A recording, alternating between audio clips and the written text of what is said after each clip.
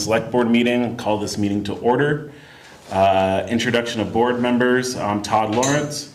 We have Bruce Mattson, Martin Nadler, Rick Timmerman, and Anthony Thompson, who is out of town this weekend.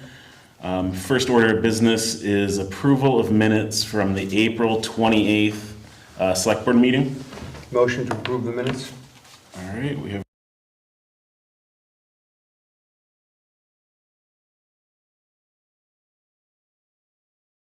in favor of accepting the minutes from April 28th, please say aye. Aye. Any opposed? No? Okay, that's passed. I've added I'm trying a new thing on the agenda of item number 4, just asking for additions or deletions to the agenda. I think that's what VLCT kind of recommends if you want to make any changes after the agenda has been sent out. Does anyone have any additions or deletions to the current agenda? No. Actually, I do. I'd like to add item C under law enforcement. Okay.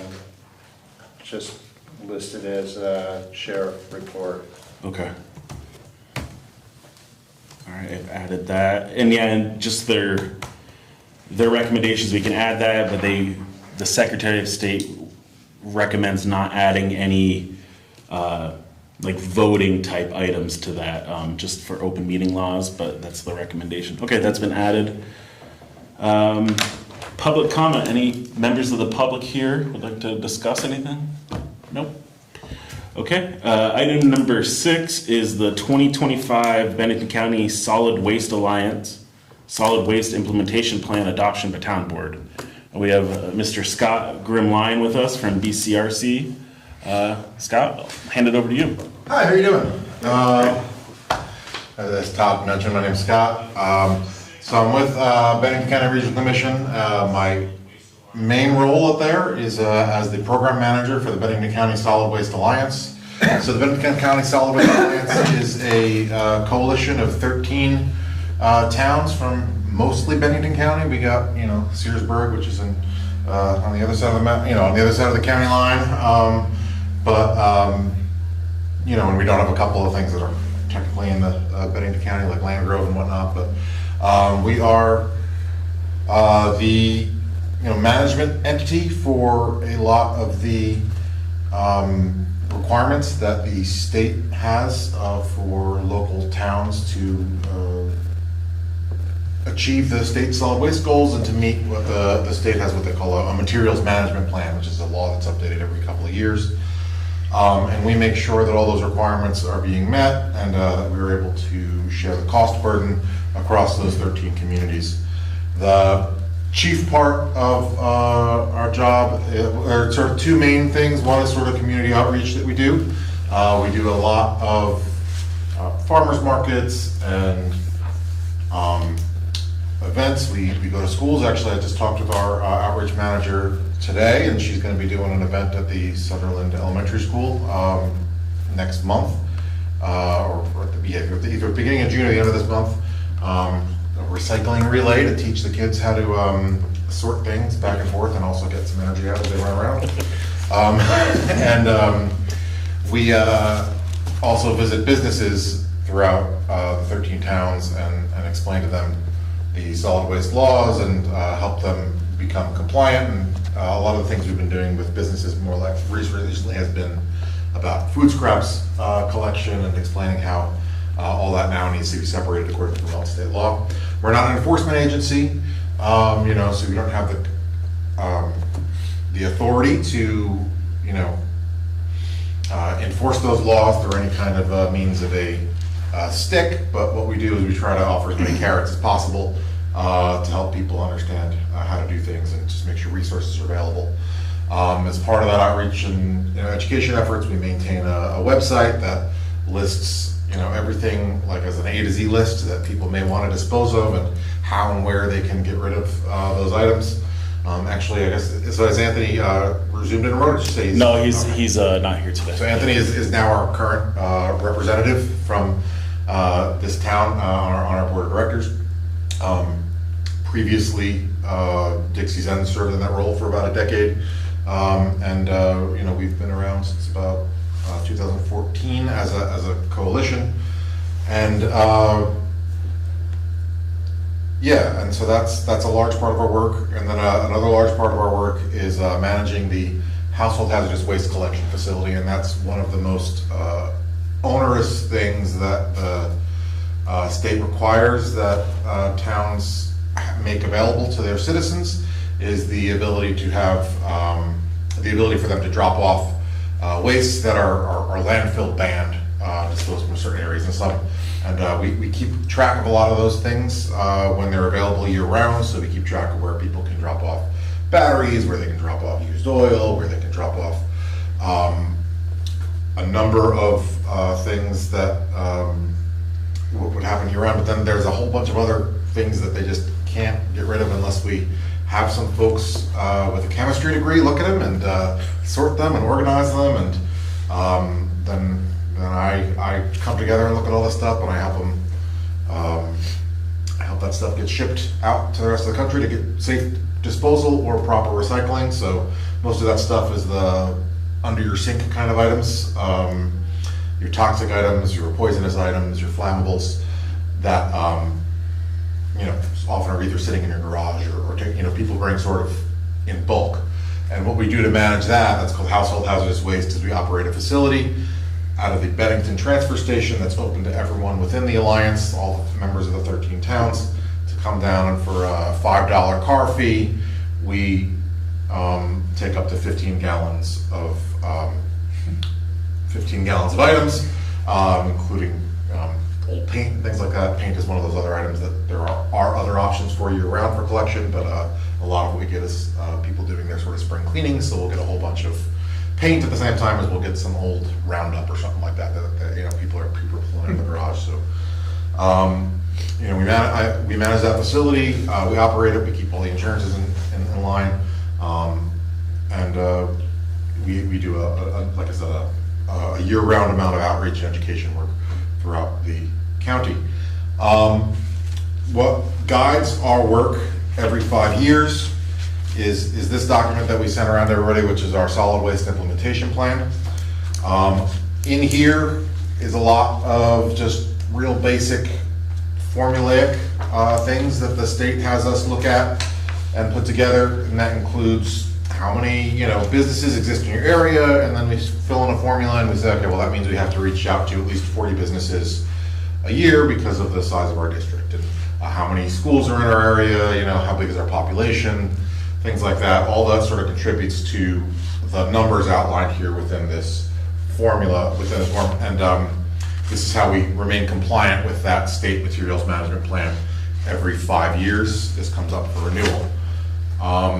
As an alliance of towns, our bylaws are put together so that we have a little more interaction with our select board level than other places. So if we go over to Windham County, they don't go around from town to town to town to approve their SWIP. But I kind of like this because it's nice to see everybody's faces, nice to get to know you all, and tell you a little bit about what we're doing, let you know that I'm here, let you know that I'm available in case you have any questions or ideas about how we can better manage waste in the area, and what types of things we might be able to implement. This is effectively the same plan that we have had the previous 5 years. There's been very little material difference in the way that the state is asking us to put this together. One major difference, there's a couple of small things like requirements for the website. They need to have some level of handicap accessibility, so it has to have an option to turn on different colors, or have text get bigger if you are a senior citizen or something like that. So that's something that we will be able to implement and put together, for that. But then the other material changes to help organize a bit with the emergency management side of things. So we would like to, and this works for me because I know Todd from working in emergency management too. One of my other roles at BCRC is working with Dara Zink, who is the emergency management coordinator, and I'm one of the folks that is on the sort of emergency call list and will be on hand in post-disaster scenarios to help manage things in the area. And in a post-disaster scenario, one of the things that the state is now interested in doing, and this comes from life lessons learned from all of the flooding we've had over the past few years, luckily, mostly in the northern end of the state for ourselves here. But, so we're looking to also identify places within each township where a refuge post-flooding, people can gather that up in a safe manner, and then it can be disposed of properly. And then the main thing is to make sure that it's set up and that there are agreements in place in advance where there will be insured FEMA reimbursement for the costs of towns that are disposing of the trash. So I think one issue that had happened upstate is that some of the smaller towns that were telling their communities to go and dispose of waste in a neighboring town, they didn't end up getting any kind of the reimbursement money for that. So, or they ended up having to pay somewhat because of so there was some, this is just to make sure everything is going to end up being above board when it comes to financials and getting reimbursed from the state. So that's something that we're going to be exploring over the next couple of years. It's nothing we have to identify right away. Everything in the plan has a sort of, in year 1 and year 2 and year 3, we'll sort of meet these goals. That is not something that needs to be reported to the state until year 4 of this plan. But the process of that is something we're going to be doing over the next couple of years. So I'll be back here again, probably chatting with you and maybe your road crew and trying to figure out the best options for that in the town later this year and into next year. Another interesting thing, if you're, in this plan, I find the most interesting part, the appendix actually, which is lists where all of our solid waste facilities are, or lists where every single apparel collection, booth is in every parking lot in the district, it lists, again, all those things that said that these are the businesses that are collecting paint, these are the businesses that are collecting batteries, etc. All that is available, of course, on our website. And actually, in the process of creating this plan, it was a good opportunity for us to just check in with those places and make sure that they're still, doing all of that. So, if there are any other questions about the plan, or? No, I went through it, I read through it. It was my first time, going through it and reading it. I thought it was interesting. I did like the debris management portion of it, because I agree. It seems like that's a huge portion of any disaster, and so it's kind of nice seeing at least that's kind of planned to get taken care of and all that stuff in an emergency. So I thought that was nice. No, I didn't have any real questions. Great. Yep, no questions? And then, did you guys need? Yeah, if you could sign that would be great. Okay, we'll just have to do a motion on it. So part of the email, I don't know if you guys saw, I don't know if you want to address it or I can. Sure. We just again, like I said, in order for this plan to be adopted locally according to our bylaws, we need each of the select boards to sign off on it, as well as, it has already been signed off on by the board of directors of the BCSWA, so this is something that Andrew voted on back at the end of May, or actually no, it was April 15th is when he voted on it. But this is now the sort of second step to make sure that everything is organized well. And okay, so I guess I can make a motion that we sign and accept and approve the 2025 solid waste implementation plan. I'll second that. All right, Rick, I'll give that one to you. Rick, second, I made the motion. Any discussion? No, all in favor of accepting the 2025 solid waste implementation plan, please say aye. Aye. Aye. Okay. And then we'll sign it, and then, I do have a question about the food. I'll let you sign that.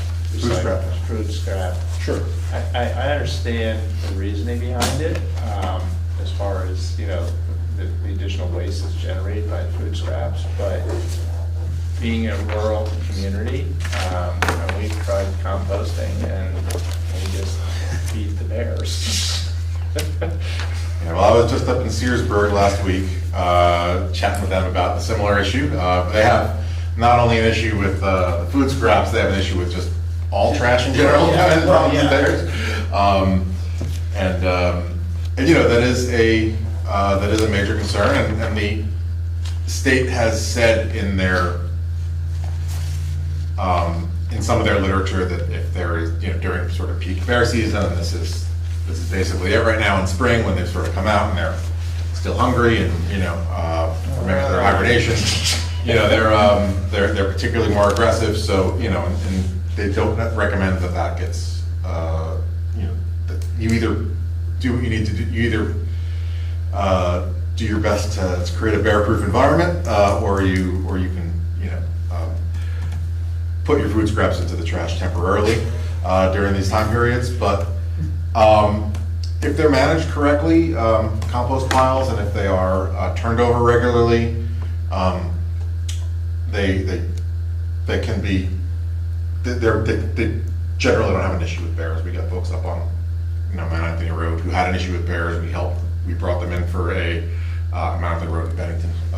You know, who had an issue with bears, and we brought them in for some training. And there's actually a compost group that had a little fair, you know, and they've had a lot of success, you know, just sort of learning some of the basic techniques. And that's one of the things that we're here to help people understand those techniques. Okay, I guess since you're here talking about solid waste, I lived out west for a bit, and the one thing that was kind of nice out there was they had 4 days a year where you could go bring like a pickup bed size amount of waste to the transfer station. I think the cost is included through your yearly, you know, dues to waste management or whatever. But I was just thinking with like all the illegal dumping that happens out here in Vermont, especially on the back roads and stuff, would like days like that, ability for people, especially some people that don't have maybe the financial means to dispose of some of their collections that they have in their yard, if that would be something to look into for the future, is like a day of like a one truck bed or something. You know, people have a lot of stuff sometimes. Yeah. And they can't get rid of it legally. So the individual transfer stations are managed by, well, in your case, you're part of the, what we call the iSwap group, which is, obviously, you know, you can take your trash to, excuse me, up to Dorset if you need to as well. And then you've got your facility here, both managed by Casella. And it's up to the town, you know, it's up to the group of towns that you'd be working with as to whether or not a program like that would exist. It would be the individual transfer stations that choose that. The way that we operate that program right now is we do our best to keep it as low as possible as a general budget line item for the towns. Okay. But I could, if it's something you're actually legitimately interested in, I'm more than happy to try to figure out what the general cost of that is and sort of bring some. It was just an idea. Maybe we'll hold off for now on that since it will be probably a big added cost. But yeah, just something I was thinking about of, you know, once spring comes around and you can see everyone's stuff. Yeah, it is it's interesting idea. Would you like me to scan this and send it to you, or do you need? Sure, if you want to scan this, that's perfectly Okay. fine too. And then we'll just hold Either this way is one. fine. Hold on, do it yourself. Okay. Okay. Or just give me a photocopy, that's fine too. Or something. Okay, I can do that. But, yeah. Anything else for Scott on solid waste? No, thank you very much. Okay. I do have. If you have any other questions, there are 2 other things. You'll be seeing me a little more this summer too. Yes. Because I'm also heading the municipal planning grant program. So I'm, you know, and there's some more work too with this municipal technical assistance program and the Sunderland Church. And I've taken over that project from Janet, who has now moved on to work for the state. Okay. Yeah, item 7 was I'm sure people are sick of me talking about it, but yeah, the municipal planning grant. I don't know if you have a second, just in case we have questions on it. Yeah, I can Okay. absolutely. Yep. Item number 7 I put is a municipal planning grant agreement acceptance. So we've agreed to go through with the municipal planning grant. Scott and I have been working online in the GEARS program. It's the state grant system. And so where we're at right now is that the state has sent back the official is it the acceptance authorization, I Yes. believe? And so what that means is they drew it up, it has all the finances, I think we're looking for $29,000, they're gonna give us 29,000. There is an in lieu or cash price, right, of I think $2,900, part of that grant? It's a 10% Okay. of the total cost is the sort of skin in the game that they Okay. ask the local towns to have. Okay, yeah, and so I just wanted to bring it to the board because I'm still learning, my roles and responsibilities. I do have to sign off on it. I guess I'm the only one because I'm in the gear system that can sign off on it. But before I signed and accepted officially the 29,000, I just wanted to bring it to the board. And I knew Scott was going to be here tonight, or at least on Zoom. And there's two steps. Yeah. One is you signing off with the state and saying, yes, I want to be part of this grant program. And then the second part is a separate contract that the Okay. state isn't involved between the town and Bennington County Regional Commission, Okay. just as a sort of like contract for services. Yeah. As a, sort of de facto, because of the size of your town, you meet the rural town requirement. And we went into the process as Bennington County Regional Commission, where we wrote the grant on your behalf as the sort of sole bidder effectively for the small towns, because what's happened is at BCRC, we end up being the planner of the last resort. For example, Manchester also won a municipal planning grant, but they are a big enough town that we have to respond to the RFP and be part of a bidding process with other firms in order to, whether or not we get that grant. But with you guys, there is still the formalized agreement still does need to happen between the town and BCRC, and that'll happen as soon as you accept that. We can begin the process for that, and then I can start meeting with the planning commission and figuring out exactly what their vision is and how we can update and eventually bring a new version of the town plan to you guys for readoption. Okay. Where's the 2,900 coming from? That was the one, is it in lieu? Do you know with our portion, the 10% of the municipal planning grant, is that something that can be paid in lieu of, like, I don't know, with our zoning administrator in terms of his work time counts towards the grant, or does that have to be cash? That's gonna have to be a cash Okay. payment. 'Cause I think that wasn't something that was back in February. We didn't know about that, Yeah, so we'll have to figure that out. okay. What's the fee that BCRC would be getting? I know they got a fee for dealing with the church. Yeah, so, in the whole scope of work for the grant, I didn't print up the MPG, any notes for that, but there's a budget outlined in there and explains sort of how we charge and the number of hours that are gonna work, and basically what it is, I mean, it's not up to $2,900, how much is BCRC? The entire cost of the project is the grant plus your 10% of that. So all of the cost of the grant will effectively come to BCRC, and the way that we plan on spending that money is outlined within the grant proposal. And so that's largely staff hours, but there are some other items in there as well, which include The meetings, events, surveys. what it would cost to do certain outreach events and things like that. So is this all added up? Yeah, so at the bottom, yeah, so I mean, it equals pretty much the grant. Because I mean, Yeah. it's, there's no, other than the document itself, there's no real items involved with the grant. So I mean, most of it is gonna be the meetings, the admin, and, And your town plan does expire, which is why we're working on it at this point, so that we make sure you continue to remain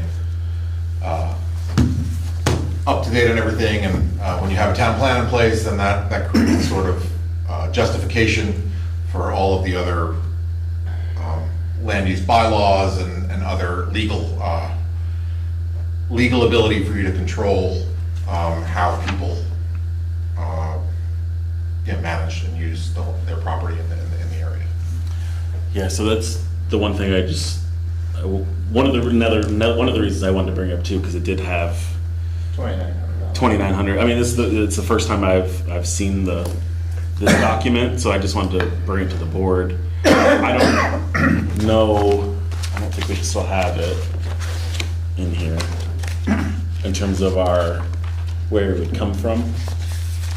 Like a item, not line item or anything? Out of the current budget? Yeah, We don't have anything in We the don't have- budget. We don't have anything in the current Yeah. budget for that. No, so, but I mean, it is at that point where, No, we'll figure it out. yeah, so I don't know if Is your October fiscal year or June, July. July yeah. 1. July, June. I mean, the majority of the work is going to be, in the next, you've already passed the budget. Yeah. That's what you're saying, right? Yeah, that's, yeah, the only, so I don't know how you guys want to handle, I mean, I think we should, I mean, we have to, I think, go through with it, because, I should probably have a discussion about it. yeah, do you know when it has to be signed by or accepted by the state? I know for the first part that we had, it was like 45 days or something like that. I know that the work is expected to be done, so the cycle is a little off this year. So usually it's in October, period where they sort of apply for the grants and then they're granted, and we begin the work around this time, and then complete the work on an MPG generally around December. I believe it's still on the timeline where the work is expected to be completed by December 31st. But I believe that the work can go into March if we Okay. register with the state properly. Okay, yeah, so our So we may next, be able to push it back if you're unable to vote on this at this time. so, yeah, because our next meeting, because of Memorial Day would, I think, be July, or June 2nd, I believe, would be our next one. And I can definitely check with the state to Just to confirm make sure. when the date is, but, Okay. Yeah, I think, yeah, that first check, I think that on the gears, I think it said it had to be within 45 days or something like that. So, okay. Do you mind checking with the state and just let me know just when it has to, like, if there's a timeline for us to accept this? when the board has to accept it? Yeah. Probably, okay, fair, yeah. I would imagine probably a 30 or 45 day period. Okay. Because I guess that probably should be something we iron out. Yes. Okay. Maybe look on the website. No, I'm just looking at the budget. How come we didn't know about that before? You know, I think a lot of stuff probably should change with how we handle grants. I think at least since I've been on the board, I think we do a lot of stuff with grants, and we might not. Have all the information? Yes, or, you know, I mean, grants seem like they can be pretty complicated, and sometimes I don't think it's anything like negligent. I think there's just some ways in terms of how we plan things. We could probably do better. All of us in the town could probably be a little bit better on planning these and being kind of what the cost is gonna be, whether it's gonna be in kind or it's gonna be cash related. Because this is the one that started back, I think, in Yeah. February. I so- don't think you can use in kind for Okay. MPG. I think it needs to be cash. Okay, and so it's the required match is 2,957. So, do you see anything, Rick, in there? No, the only thing that's,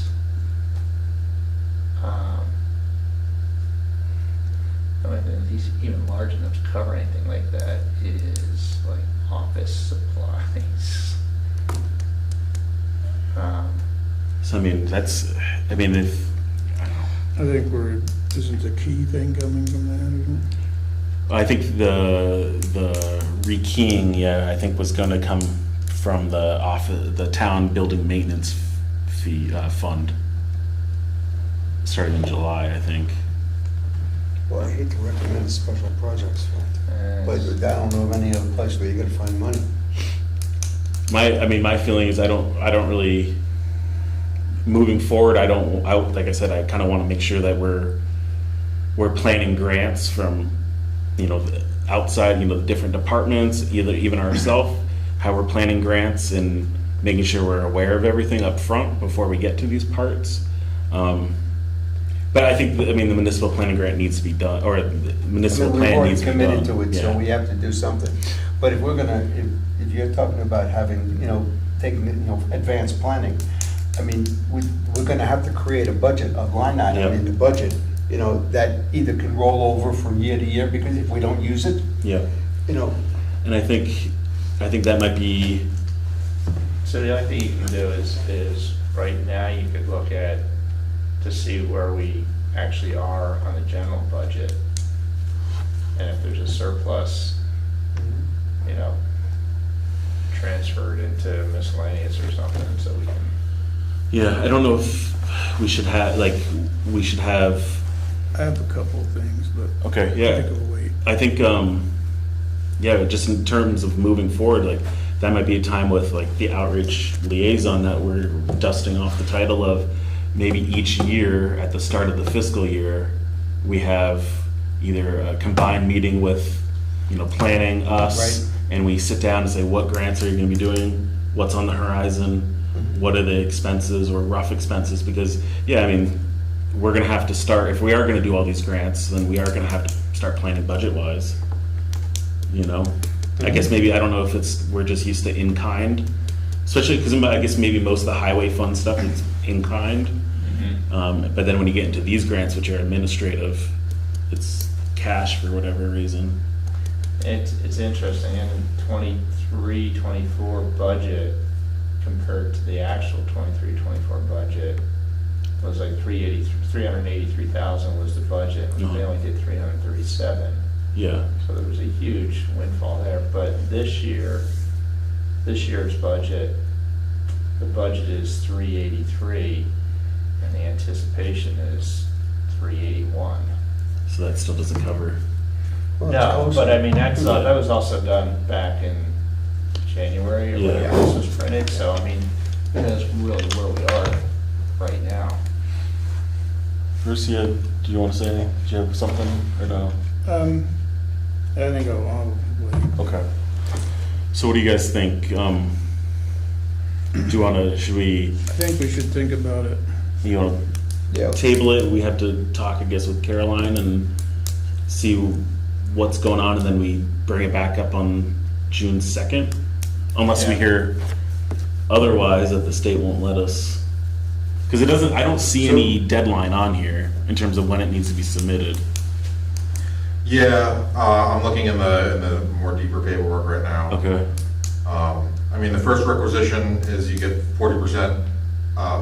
So you request funds from the state Yeah. to pay you, and then you end up paying us. Yeah. So that's the general format of it. Yeah, and in three groups, so you'll get 40% from the state, then you'll get 30% from the state, then you'll get that final 20% once everything is, that final, sorry, 40, 30, 30. Yeah. That final 30% will be once everything Yeah, is once it's 90. completed Yeah. and put in. The last payment has been on a reimbursement basis, so also next year you're gonna have to front load that last 30% of the costs, and then submit that you have paid the state as paperwork, so that's the shift there.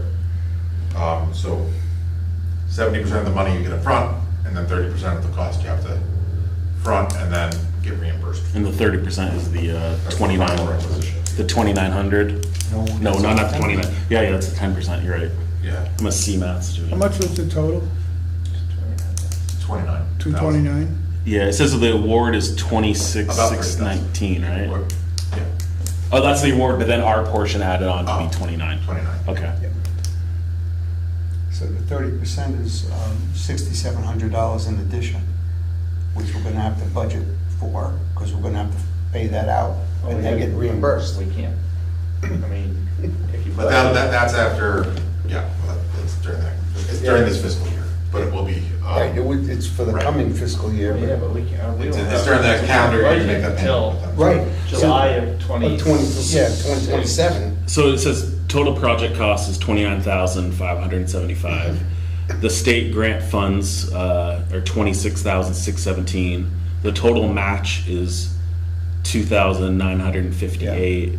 Okay, and then you're talking about the 6,000 is what we have to front. The Yeah, 6,700, You gotta pay the last the portion. last I got you. 30% you have to pay, and then they reimburse Okay. you.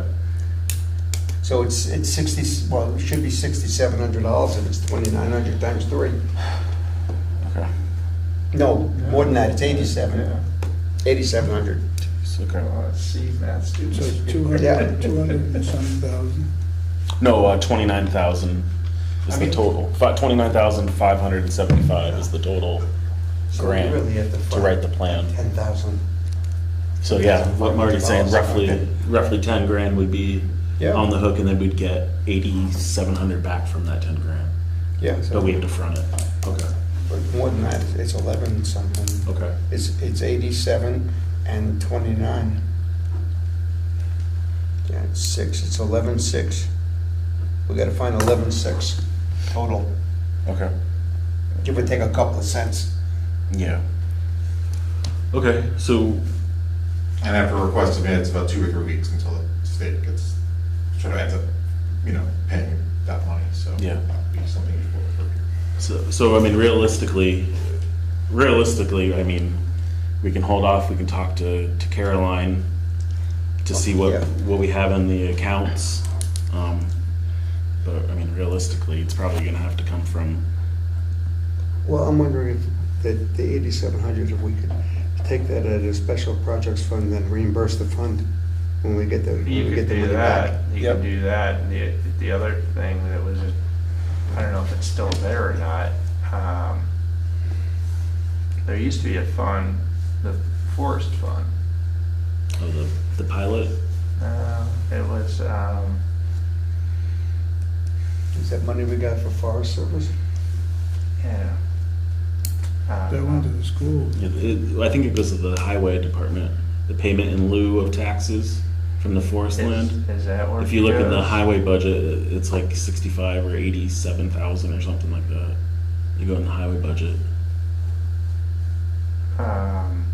This was a separate fund because years ago, we actually used some of the money to pay for one of the trucks, I think. Yeah, and I think the school district does get The some of it The too. school took a lot. So, okay, So, from my perspective as a planner who'll be working on this, the warm weather months are the best time to do community engagement, Mhm. and for us to be able to, really get the thoughts and opinions of the, Sunderland community here. The more time we have to work on that while it's warmer, the Yeah. better. So, pushing this back to June or July start date, we'll have to really get pumping right away. And I don't know, again, we have to meet with the planning commission 1 month. Yeah. And then, and then we have to then get our plan for outreach approved by the planning commission. So there's sort of like a 2-month lag, before we actually begin a good amount of the actual on the ground work. Because we're sort of waiting in between the planning commission Yeah. meetings there, or at least really like a 1-month lag between the planning commissions, but potentially 2 months if you're approving it at the beginning of the month. The planning commission doesn't meet until until 3 months later, until 3 weeks later, rather, Yeah. excuse me. Yeah. Why don't we wait and speak to Caroline and see if she has a closer projection okay, to the budget, because we're gonna be 1 month out. okay. Yeah. You're good with that? Yeah, so, Okay. just because the amount will, We don't have any money. yeah, we'll table it. We're gonna table it. Our next meeting is June 2nd. So we'll put this back on the agenda June 2nd, and Okay. hopefully by then we have ideas of Will where. Will it be possible to get you that agreement with BCRC at the same time, to sort of couple those two votes at the same time? Is Or I the, think the agreement with BCRC may be authorized just by you signing as well. okay. And that is just, there's no additional cost. It's out of the grant, right? It's just the agreement that you. No, that's just a separate contract Okay. because the checks are coming from this office and Just not the from the check- state. okay. Just that, that is the way, Okay. we get our, Are you guys okay with that? Yeah. We'll combine it for the next, hopefully by the next meeting, we have both, we can do both agreements once we, Oh, it okay. doesn't cost us anymore. Yeah. yeah. Yeah, so, yeah, I mean. Okay, great. Yeah, sorry, but, No problem. Okay. Perfectly fine. That's the exact same adoption for timeline that we would have been on, because we also would have had to Yeah. wait until June 2nd to get that, to get that other thing signed, so. And then I guess the only other thing, just I was looking again through the grant, is the mailing address from the town, since we haven't, is still showing the PO box on South Road. I think that's the old town hall address. So the Okay. state, that looks like maybe the state has that as the, Default. yeah, it's All line item All the money is gonna 12. be electronically transferred, Yeah. so you don't have to worry about a check being sent to the wrong place, but we can also get that updated. Okay, yeah, since we have a little bit of time. Okay.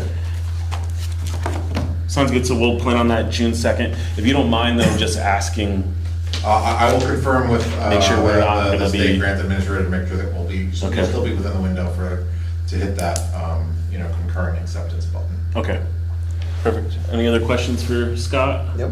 All right, I think that's Thank you very much. it for you. You're free to go, or you can stay, it's up to you. Is there? Probably head out, but Okay. thank you very much for your time, and good luck getting the rest of the meeting done quickly. Okay. I think we're already past that 20-minute mark. Yeah, that's all right. That's why we get paid the big bucks, so. Thank you very much. All right, thanks, Scott. Okay, next item, so we'll table that. Next item is item number 8. It's the law enforcement liaison with Rick. If you want to take that. Yeah, so I received a letter from Sheriff Gully requesting a letter of support for a grant that the Sheriff's Department is looking to obtain from the T-Mobile Hometown Grant Program.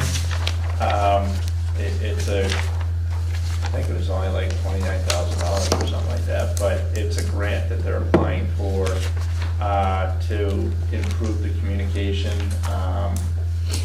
for the Sheriff's Department, and then also update some of the radios for the officers as well.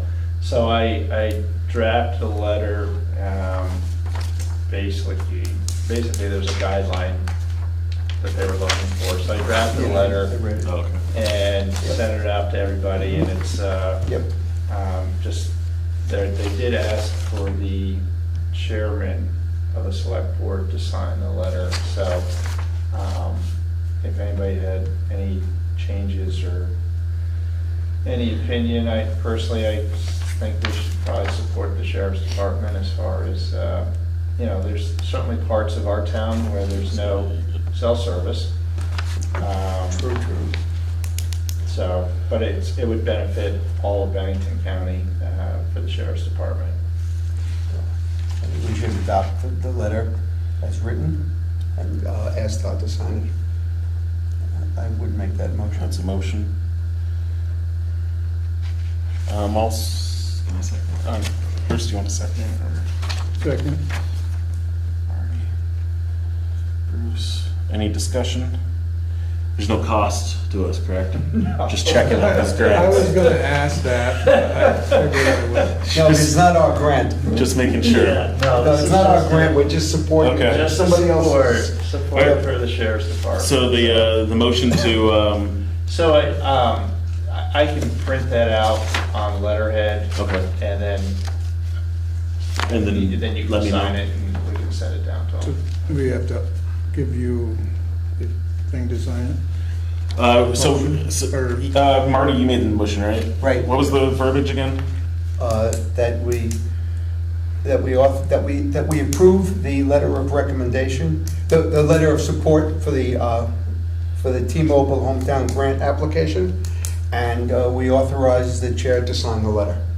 Okay. Second. Okay.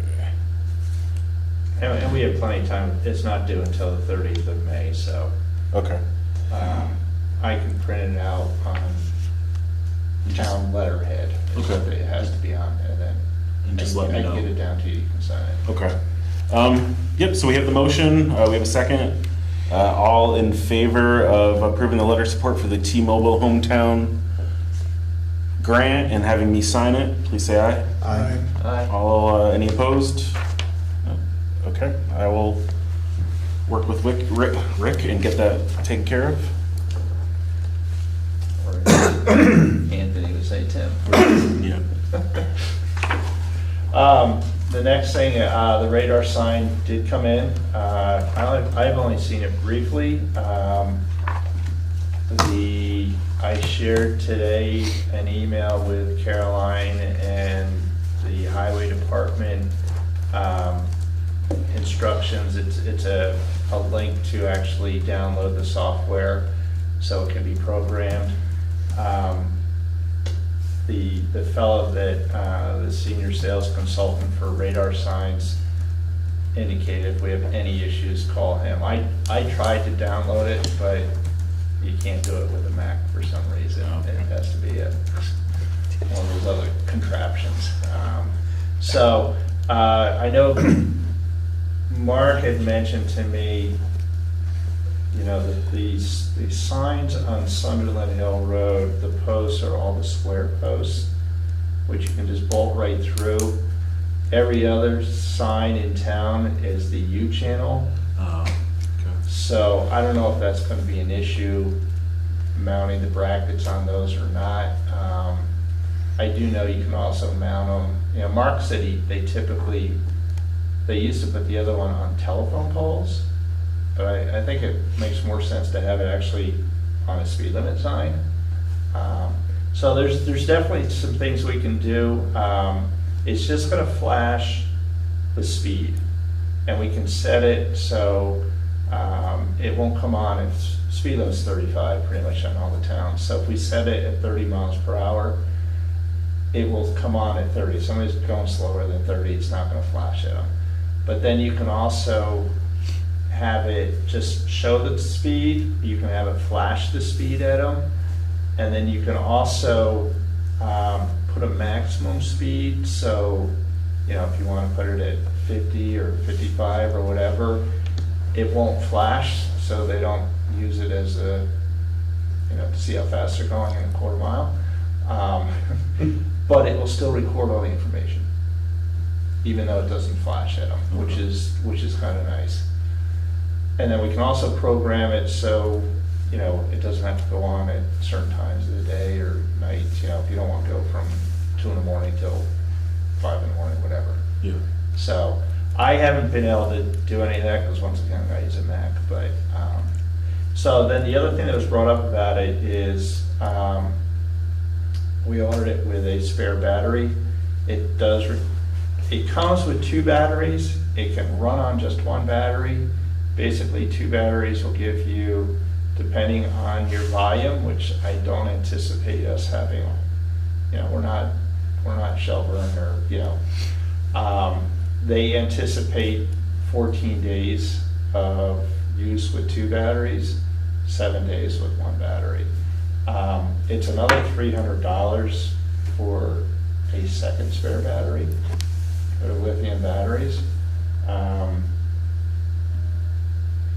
I would almost say at this point, let's see how long it lasts before we just order another battery.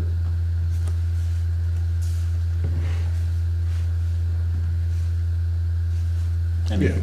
If we decide to order batteries, maybe we ought to order 2.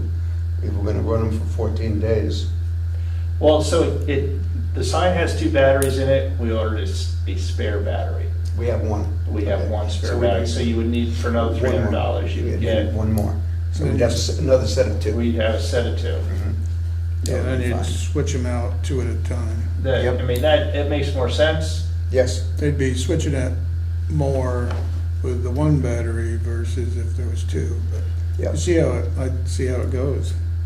I mean, And then I guess, do we want to direct where to place the sign? Do we let the highway department determine that?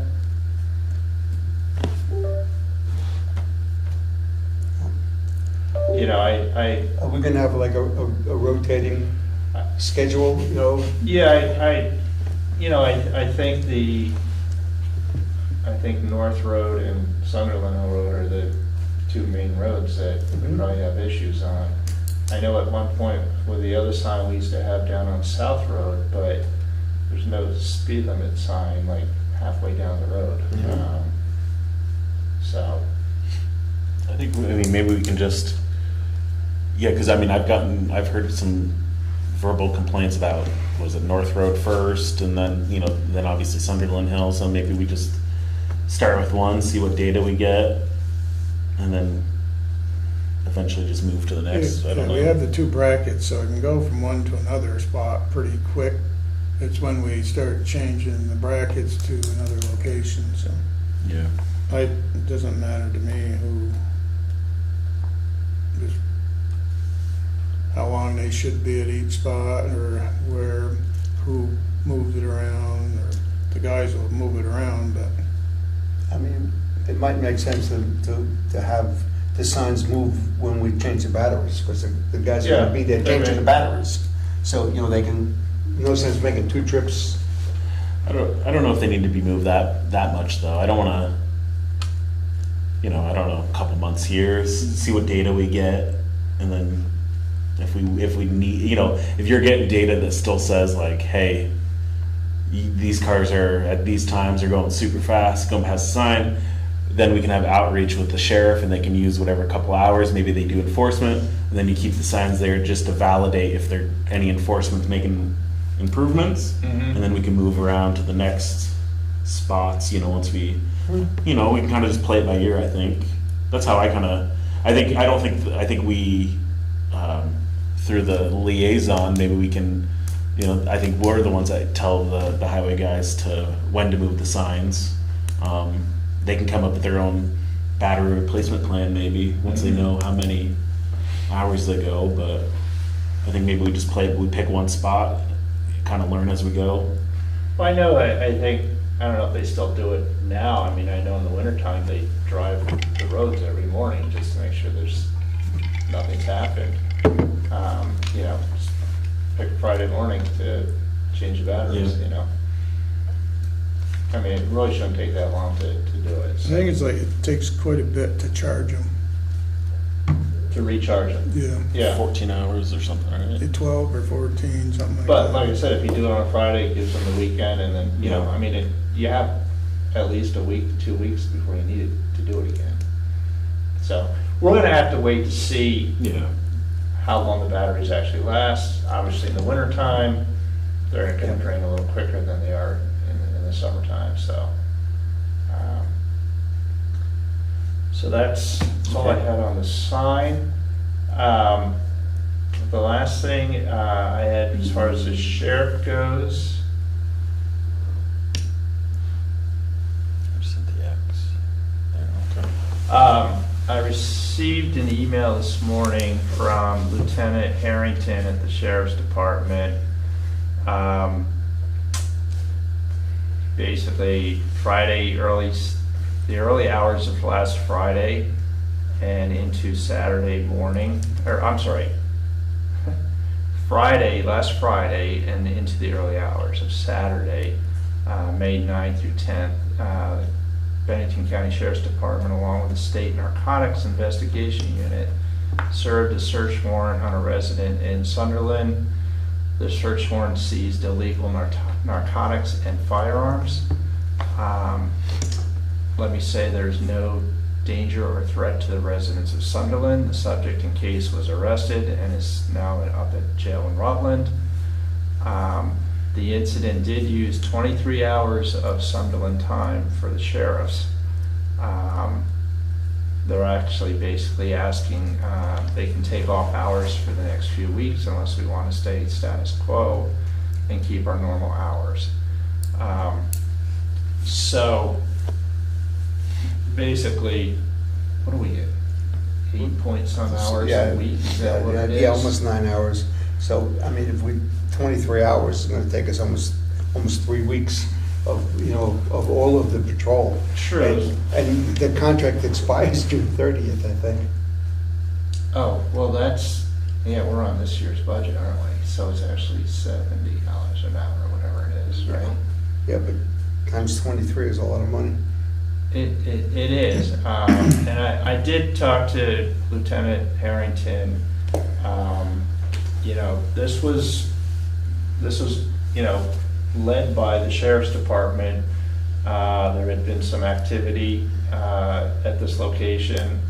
They kind of had been keeping an eye on it, and so they were kind of the lead agency on this. He said, unfortunately, a lot of hours were burned up because it was procedural. They had to wait for a warrant to be issued once they were there, because they were not granted permission to go into the subject's house. On the one hand, this is not good news. On the other hand, I think it proves that, we do need to have some form of law enforcement, patrolling our town. There were some firearms that were taken into custody, as well as some narcotics, but at the same time, I guess we have to decide what we want to do. We can look into what the hours are, but how much is left in the budget for them? I don't have their contract in front of me. I mean, I know first of all, I appreciate their effort with the crime reduction, the potential crime reduction, innocent until proven guilty. But for our contract with them, it's for patrol services. My guess is, for this, because it was a joint task force with Bennington, the sheriffs, and state police narcotics, I guess it might be in terms of the administrative of who's paying what. Are we paying it just because it happened in Sunderland, or are we paying it because they used a patrol officer to stay at the house? That's my only, I feel like it's okay to ask the questions of why exactly are we paying for this when our contract's for patrol services. If we didn't have a contract, say it was in a town that doesn't have a contract for the sheriff, and would the narcotics unit, if they had a known criminal there, would they be there, or would it be just state police? Well, That's a lot of money.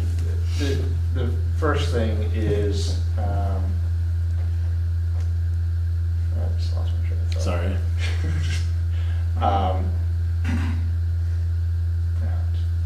Total blank there.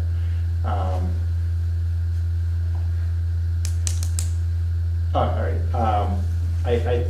I can't remember if this is the meeting that I had with the sheriff and the lieutenant when I was down there, or if this is when they came up here, but I think they've explained, at least I've been explained to, that your time can get eaten up when something happens in your town. So yes, we have a contract for them to patrol our town, but if something happens in your town, a major accident or something like that, then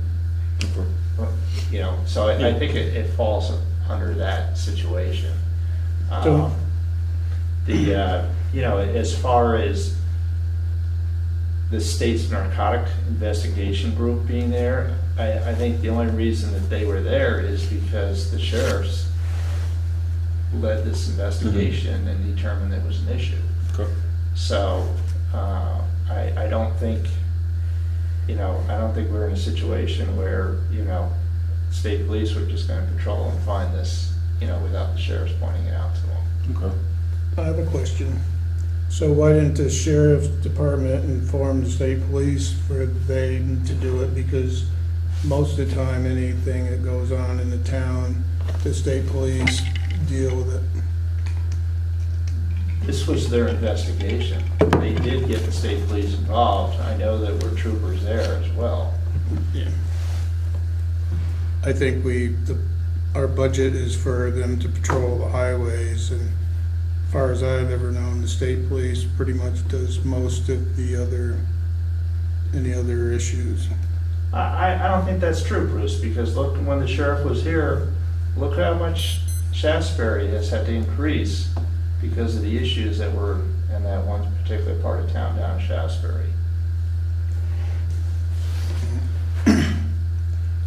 My opinion is to give them their 3 weeks off or whatever.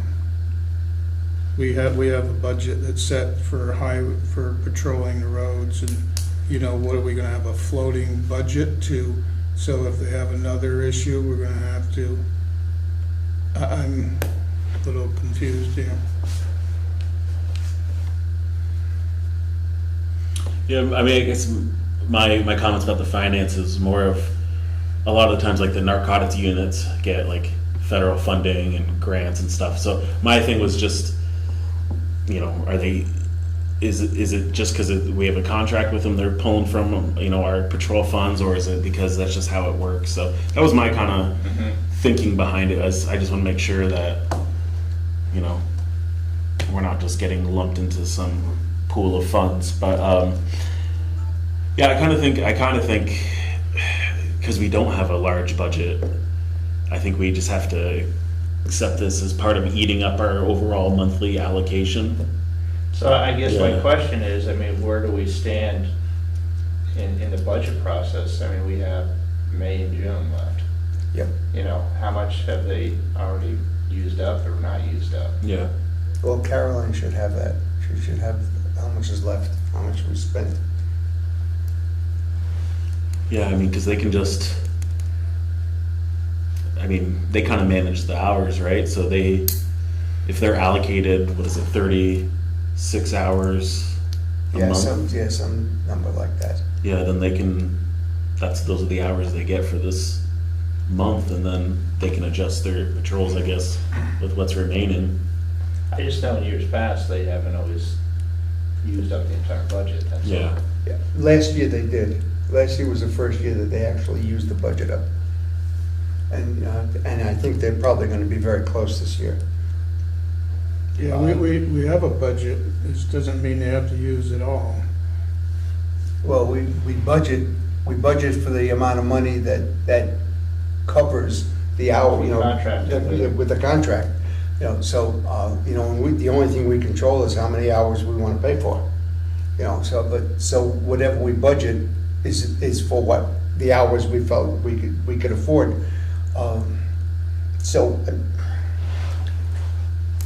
I mean, I hate to see all that money go, but, you know, I mean, so many thoughts cross my mind, like, you know, why didn't you get a warrant ahead of time? I mean, I've never heard of, you know, these people, you know, don't they go to a judge and say, look, we believe this is going on and we'd like a warrant to search, you know, rather than knock on the door and say, could we come in, and you say no, you know, then you gotta go get a warrant. But look, how they do their business is not my Yeah, business. that's, Yeah, this is not my business, you know, but we're talking about basically half the hours that are left. This is probably almost 3 weeks worth of hours, and we only have 6 weeks or so. So we're really either gonna cut our hours in half, or we'll just, you know, skip 3 weeks. I don't think it'd be wise just to skip 3 weeks. I would think we should, if we're going to do that, allocate, you know, cut down the hours per week, so we have at least. I don't know what they're coverage. gonna do for 4 hours a week. 4.5 hours a week, but, I mean, I guess it's better than nothing, if they pick the right times.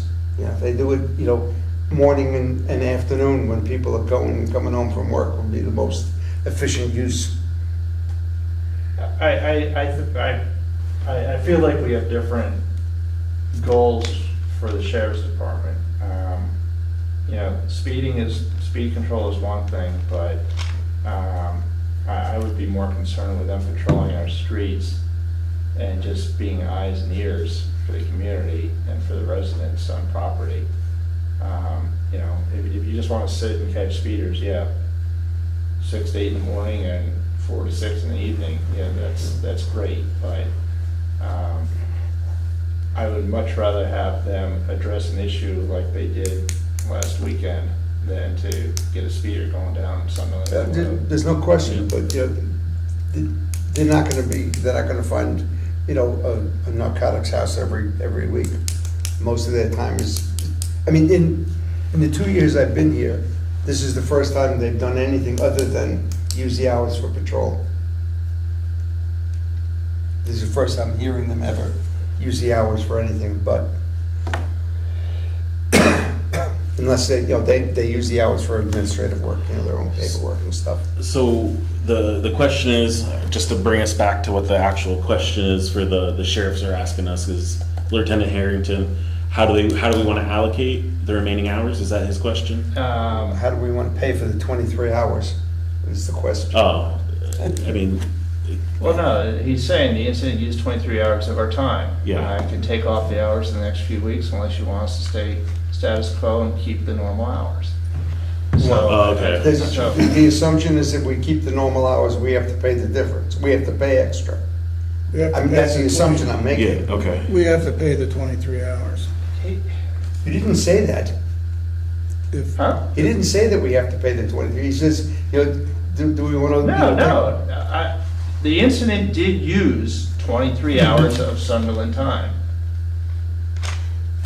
So we got charged, Yeah. we're getting charged 23 hours of time. So do we want to continue our normal hours and pay for that additional 23 hours? Or, which it sounds like majority of people don't want to do that here. So I guess the question is, so the first question is no. We don't want to keep the normal hours. Right. So I guess then now we need to figure out what do we want to tell them. so we have a choice of 4 hours a week or not to have patrols. Yeah, we have to use 20, we have to give back 23 hours over the next basically 6 weeks. That's how it works out. I would be, whatever the minimum is at the 4 hours would put us into whatever the remaining budget is. Basically, yeah. I mean, I'd rather, I don't think we should pay the 23 out of, if that was the first question, I don't think we should pay the 23 and keep the remaining hours, just because I don't think we have the capacity to to do that. I think it's one of those trade-offs, like, again, I think it's great that, I think that's great that they did the response. I think that's what we all expect from them. I don't want to take away from that. I think that's what I think the residents want in this town. Obviously, if there is big crime, if there's out-of-state crime coming in and stuff like that, I think, without a doubt, the sheriff has to do what they do. But I think there is the trade-off afterwards, because we are a small town, small budget. So, I would be in favor of just they're going to have to just adjust the remaining So we have hours. 7 weeks left. Yeah. So do you want me to reach out to the sheriff and say, why don't you figure out how many hours are left and then just divide it by 7 and that's what we get per week? That makes sense. I think just with how our town is budget-wise, I don't think we can support Yeah. Yeah. that. What do you think? Of absorbing the 23 extra hours? Well, we can't absorb it. That's what I'm saying, like, I don't think we're financially capable of absorbing that, so. And another question, if they see something like that, and we have state police officers living in town, so why couldn't it be just handed over to them or mentioned to them that that's going on and not get into this situation? I think that's, I don't think that's anything that we can really, other than questions in passing or whatever, I don't think there's anything we can do to Tell them how to dictate. do their No, business. I don't think it's any different than the Manchester police or the Bennington police. Yes, there's still state police down there. They all get involved when there's a situation, and Yeah. even in those towns, the sheriffs are involved with it. So I don't think we can just, everything gets kicked to the state police. We have a contract. They are our first line of defense as far as law enforcement in the sheriff's department. They're not mall cops. They're law enforcement. Well, if there's a domestic at 9 o'clock at night, the Bennington County sheriffs aren't the ones gonna show up, it's the state police. I think So, just the difference is because I was reading up on it before coming to the meeting, is like the sheriffs, that's part of one of their tasks and responsibilities. They do have that task force, so that's part of, they have the court system, they have the patrols, they have the traffic, but then one of their other roles is the task force in the county. So I think it just falls underneath that umbrella of responsibilities, other than the, the 9 o'clock domestic calls or stuff like that, which by default go to state police. But I think it's just that they already have an established program for that.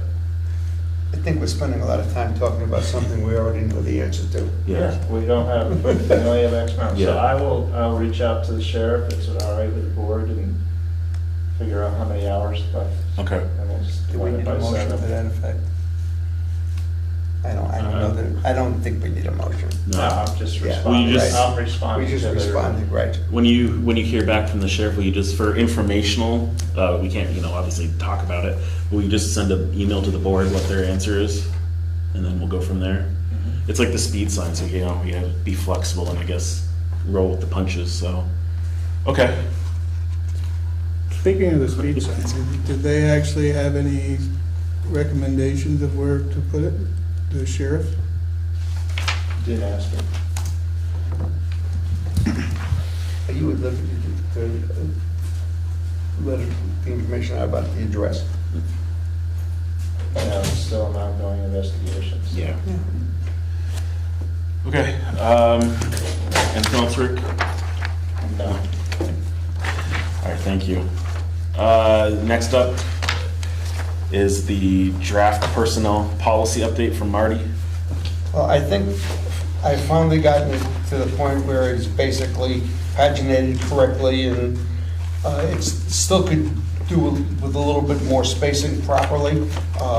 I've run out of patience to do that. I didn't give it to Caroline because she's gonna have to make a final copy, for us to sign officially.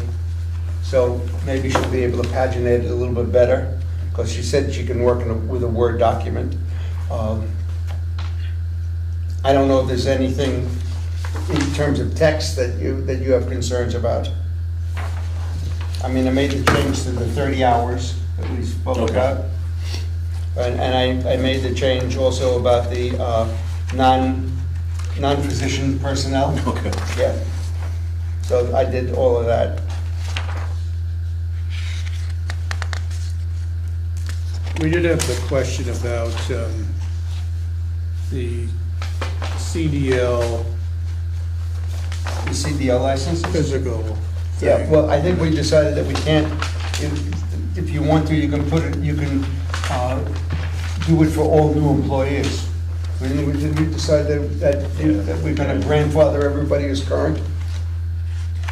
Is there, with the grandfathering, is there a time frame though?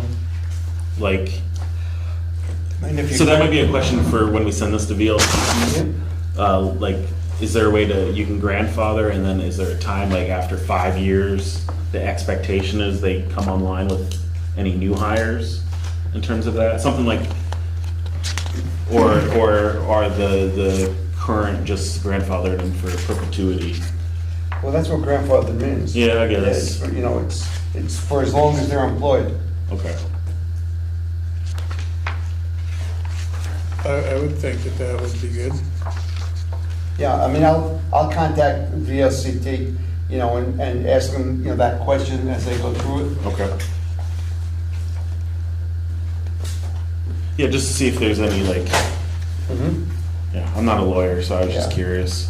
Now, the other things I have is I have a sexual harassment and a conflict of interest policy. Okay. Conflict of interest policy, we already had in place. Okay. So, and then I sent you a long time ago a draft of the sexual harassment. I can resend it to refresh everybody's memory. Because theoretically, at this point, the employees should sign on the last page that they read all 3. Okay.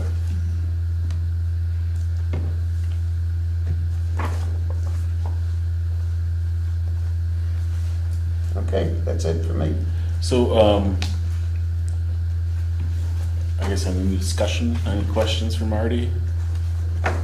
But Mark said something about the phone thing, I don't know. Okay.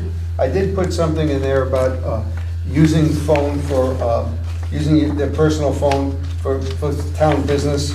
you know, in particular situations, I'm trying to find the exact wording. I go back, because it is in here. Where does it say here? Okay. Occasional brief and appropriate personal use of the town technology is permitted. Use of personal technology devices should not be used during the workday.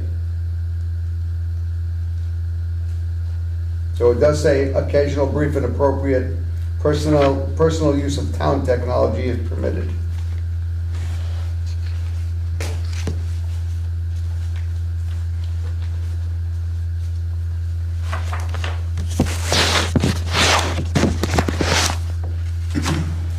All right. I'm good with that. Okay. What are the next steps? Next up, I'm going to send it to VLCT. Okay. Ask them to give it a look over. Okay. And then, once they bring it back, and if there's any changes to be made, I'll make the changes, give it back to you, and then we'll get a final copy to be signed.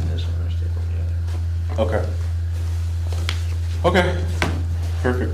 Anything else, Marty? Nope, that's it. Okay. Appreciate that. Thanks for working on this, you and Bruce, and No problem. getting us going. Fixing the eyes. Bruce, item 10, highway liaison. I had this left over. I didn't take it out. I just had the bucket request. Yep. We can, my understanding is we can cross that out for now. Yeah. Okay. Yep, the actual, they've got the sheds and they're pretty much put in and they've been painted and they have some stuff in them already and it's opened up some areas in the shop. The two of the grader and the dump truck the grader has a air pump problem and the dump truck has a brake issue that they're gonna have to be dealing with.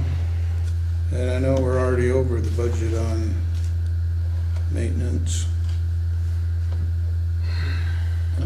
They'll be actually doing mowing here soon and they're organizing the shop and putting stuff in the shed. And Mark has a few days off and pretty much it. I don't have. Okay. Yeah, the shipping containers look pretty good, I thought. They look pretty good back there. They painted them gray. Yeah, matching gray. Okay. And then, yeah, Mark will let us know whenever they want to start proceeding again with the bucket. So I'll leave that off. I won't add that until we're told. I know they did some welding on it, so Okay. probably, Temporary good. Yeah. Okay. All right, next item is item 11. Because we have, our next meeting was originally scheduled to be on Memorial Day, and we made that adjustment back in March, that if a board meeting falls on a holiday, then the meeting will go to the next Monday. So because it falls on March or May 26th, our board meeting will now move to June 2nd. With that though, sometimes I know in the past with Susan, because it's 3 weeks with payroll and stuff like that, we might need to sign some stuff. I talked to Caroline and gave her heads up that this is kind of what I'm looking at adding into the board, per the, I guess, best policies of VLCT. They would recommend that we would appoint a select board member or members to authorize and sign orders for something such as town payroll or our standard operating expenses as needed. And that would just be, I just threw it in as from May 26th to June 2nd, due to only one select board meeting. I don't know if anyone has any thoughts on that. I handed out kind of the forms and the verbiage per VLCT, including some motion verbiage, but I don't know if anyone's interested in that. I'll or- do it. I mean, I don't have a problem doing it. Yeah, two of them. If you want to see it. I can do it. I have Okay. one. This is a little off topic. Are we Yeah. doing 3 meetings in June? I think that's the way that, and I think we might have to adjust this, maybe future, like next year. But just how it goes, yeah, it looks like we would have 3 meetings in June, just how we planned. Instead of having, maybe next year we switch it to, if a meeting's on a holiday, it just goes to Tuesday or something like that. Why don't we just have 2, period? I mean, I don't know, can we just cancel Yeah. without? Cancel a meeting. I mean, it doesn't make sense to. You want to cancel the 16th, because this is my birthday? Sounds good to me. I mean, if we want to make a motion to, or do you want to do that now, or do you want So, to wait till well, the I June mean, 2nd? I think we need to address this Yeah. because we've already stated Yeah, yeah. that. Yeah, I would be not happy having- to do this, but I think we ought to, you ought to designate a select board member to be the person, the authorized signatory, not only for this block of time, but, any time that something needs to be signed, in between meetings. I think it just, for the open meeting law, though, it has to be specific. I think that's the only reason of doing this whole maneuvering, is that it has to be specific, so that way anyone either watching, or if we had people here would know, like, this is, Yeah. yeah. So I don't think we can do a blanket, but I think just for the specific time, right. is acceptable. I'd like Okay. to look at the Okay. things. Marty and Bruce? Okay. So I guess you need a motion to allow Marty and Bruce to authorize and review the approved orders on behalf of the entire board. Yeah. For the dates of, 20. between the dates of May 26th and Monday, June 2nd. Yeah, that was just in between the Yeah. original meeting and the. Mm-hmm. Okay. So that was the motion? Yeah. I'll second that. You want me to second it? Yeah. I'll second it, Alright. since I'm not gonna be doing it, okay. Okay, any discussion on that? Does that make sense, though, what Yeah, Okay. no, this is, Is, don't lose this document. okay. is, she has to get the stuff ready, so there's only a certain, probably be like a Friday or Thursday or Yeah. Monday or something? I didn't have a date when she would have the documents ready. She said she might even try to get it done tonight, but I don't think that was accomplished. I think there was too much. So yeah, I guess you guys could just see what day she'll have it, and then you both can, to go in during that time Okay. and sign off on So it. you can just send us Yeah. an email or a text. Just when she's ready. Yep. Yeah, but yeah.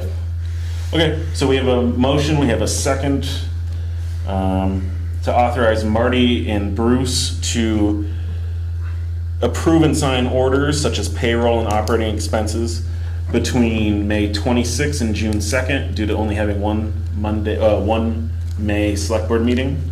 All in favor, please say aye. Aye. Any opposed? Okay, and then the only other thing in this is that, so it's the same thing, so that June 2nd meeting, all the payroll and stuff should be still available for us to review, even though it's signed already. So that's just based on the statute, so. Okay, we'll try it out, see how it works, go from there. Okay, thank you, guys. Item 12, old business. Yeah, old business. The MERP grant, is, where was I on the MERP grant? Oh, that one, the last I heard was where I signed off on it as we agreed upon, based on the funding. So that's been signed off and that's been submitted to Centerline. And Centerline, last I heard, was talking with the Energy Committee to get any kind of documents over for them to start planning everything. So did I- we sign a contract with Centerline? We did sign that one document Right. with Centerline. Once I verified that the funds have been transferred to the town, and they have the 41,000. Yeah. And we'll go from there. I was thinking though, I don't know, as I'm just looking for stuff for Marty, as the outreach liaison, if that's something you would be interested in, is that in terms of like following up with the Energy Committee? Because I know they're doing a lot. Liaison, or should it just be they can come to us when there's stuff we need to, I don't know what your thoughts are. I think, not that I'm trying to avoid the work, but you know, I think they need to come to us to Okay. explain, you know, to explain what it is in detail that they want from us. Okay. I agree. Okay, that works for me. I'll make sure, I did tell Jeff, in an email that, you know, I would like, make sure the board is kept aware of everything that's going on and stuff like that. So that was just my one administrative, And making I- sure that we're aware of what's going on. Yeah, and I've So- been in touch regularly with Rob Zeef to see if Okay. there's anything, is there any reason for me to attend the planning board meeting? Okay. Or is there anything that, you know, that he wants to give me to bring here? Okay. And so far, it's been no problem. There's been Okay. Nothing. I have the item B is the audit RFP. I have sent out 5 RFPs. I've called 5 accounting firms, and I sent over the RFP after talking with them. 3 of them, as far as I'm aware, are working. I haven't heard back from them other than, yeah, send it over, we'll start to work on it. 2 have sent back stuff saying they don't have the staffing, so I'm waiting to hear back from the final 3. It's been 2 weeks, so hopefully that's good news. And I'll let everyone know as we go. They're due, the end of May, so. Okay. And then if we don't get anything, then we can pivot and we can try a different tactic to move on. But I figured instead of just continuously bombarding with RFPs, we'll go this route and see how it plays out, and then we'll move on with what we got. VCRD community visit planning meeting, that's tomorrow. Right. And Anthony's going. Marty, you said you're gonna go, and that's just the planning meeting to get ready for the community visits, I think June, July, and August. Anything else on that? I don't think so. I put down old business for bulletin boards. Yeah. I've just been thinking as some of the lingering special projects, ARPA stuff. I don't know, we can't really decide anything now, but I know, was it you that was looking at bulletin Yeah. boards? So maybe next meeting or the meeting after in Yeah. June, we can kind So of go back into that again. originally, the proposal was for 3. Okay, One for out here to replace that little sign that they have with the plastic, one for the school. Okay. And one for the transfer station, because, you know, they only have this little bulletin board, Yeah. and, you know, and stuff gets posted there. But the question, the first question that came up was, should Casella put a bulletin board up since it's their property? But, you know, it's really for our use, you know, it's the pub, you know, to do town stuff. So that's a question to be discussed. And the other thing is, if the school has a short life, do we want to put a bulletin board up? I think the bulletin board could be pulled, but I mean, that's the thing we'd have to discuss if, hopefully in a couple years down the road, farther down the road, because I think by law we're required to have 2 locations. I think it's 2, or is it 3? 3 locations. So that'd be something the bulletin board can be pulled, Yeah, look, they're $400 a pop, you know, Yeah. we're not talking about a major investment. So when you mentioned one here, the sign? Yeah, you know where they now put that plastic sign by the tree?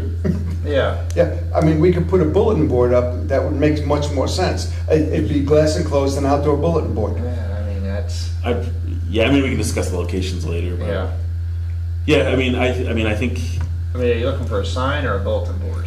Well, If you're talking bulletin boards. Well, bulletin board, it's a double. One is for, you know, to put signage up with the 3-inch letters, and the other side would be a bulletin board.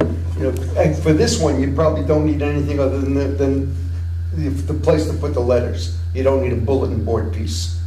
For the school, they might want both, you know, because they may be posting stuff, and there's a lot of stuff that gets posted, you know, that gets posted at the dump. Now, that could be a bulletin board plus signage if we wanted to, you know, list the meetings and stuff, you know, and just have to go there and change the dates. yeah, so that's stuff we can discuss. I just put that in because I know Yeah. we've talked about it in the past, and I think with school, and I was just thinking like summer break, vacations and stuff, in terms of posting things. That's something we have to address at some Yep. point. So, yeah, I mean, I just put it on there just to refresh our brains and get that going again. But we can talk about it at another meeting. The town garage is one place that. Yeah, I mean, that one should always have a bulletin board at the town garage, I think. But, yeah, so I just brought that up today, and we Yeah, can talk about it maybe in the yeah. next meeting. I think it has to be on two places. Yeah. Yeah, I'll print out the requirements and we can, start working on that one. Any other old business? No? Okay, any new business? No? Okay. Item 14, review of correspondence, signing of warrants. We have the folders here. I put down, just for everyone's information, there's the Southern Vermont Economic Summit at Mount Snow on the 20th.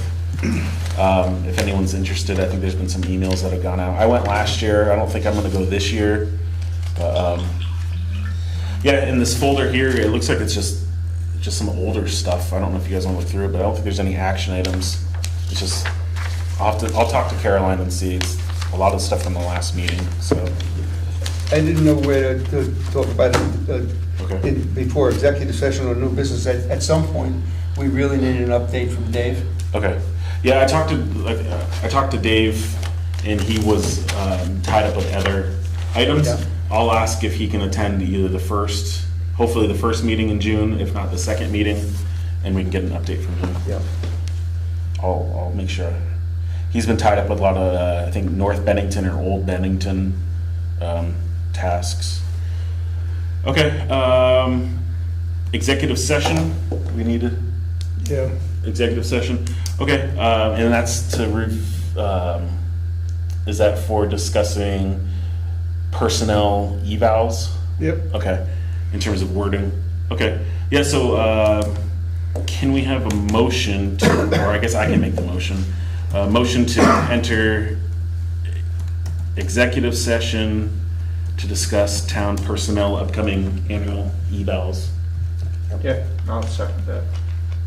Okay, any discussion? All in favor of entering executive session to discuss upcoming town employee evals, please say aye. Aye. Any opposed? Nope. Okay, executive session's entered at 8:30. Recording stopped. Oh, all in favor of exiting executive session, please say aye. Aye. Aye. All right, any opposed? Nope, so we are out of executive session at 8:54 PM.